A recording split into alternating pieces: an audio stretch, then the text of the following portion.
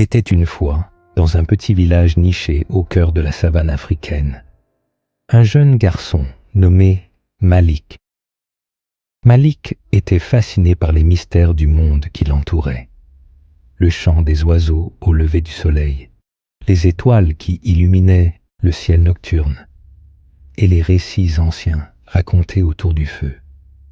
Curieux et avide de savoir, il cherchait des réponses aux grandes questions de la vie. Un jour, Malik entendit parler d'un vieux sage respecté, connu sous le nom de l'homme du baobab. Ce sage vivait au sommet d'une colline sacrée, près d'un immense baobab, un arbre ancien que les villageois considéraient comme une source de sagesse. Déterminé à en apprendre davantage, Malik entreprit un long voyage à travers les plaines dorées pour rencontrer le sage. Arrivé au sommet, Malik trouva le vieux sage, assis sous l'ombre du baobab, ses cheveux blancs scintillant comme l'écorce argentée de l'arbre.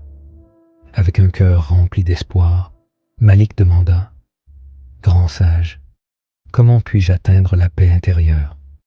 Le sage, avec un sourire bienveillant, répondit calmement « 10 saisons. » Intrigué, Malik insista.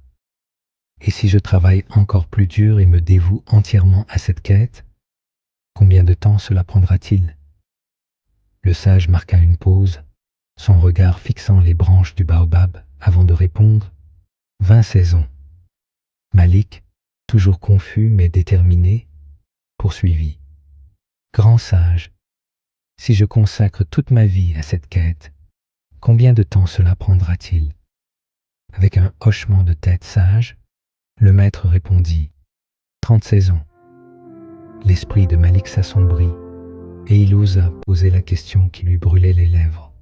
« Mais pourquoi, grand sage? Plus je promets de m'efforcer, plus le chemin semble s'allonger. » Le sage, en caressant doucement une feuille du baobab, déclara « Quand tu as un œil fixé sur la récompense, il ne te reste qu'un œil pour voir le chemin. » Ces paroles troublèrent Malik, mais il prit le temps de méditer sous le baobab.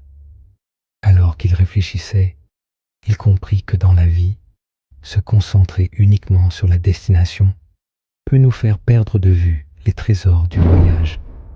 Et vous, prenez un moment pour réfléchir. Êtes-vous trop focalisé sur vos objectifs au point d'ignorer la richesse du chemin que vous empruntez? Le sage poursuivit avec une métaphore. Imagine que tu grimpes à cet arbre sacré, le baobab.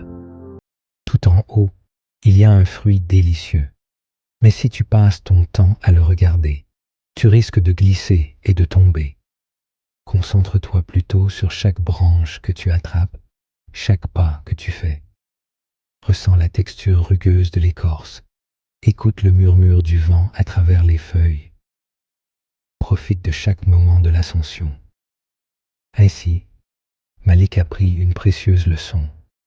Dans la vie, il ne s'agit pas seulement d'atteindre un objectif, mais de savourer chaque instant du voyage.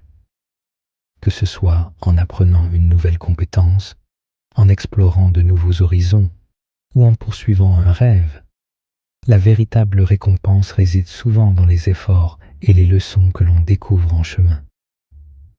En retournant dans son village, Malik regarda l'horizon, plus serein que jamais.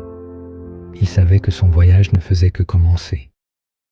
Et vous, qu'attendez-vous pour commencer à savourer chaque étape de votre propre voyage?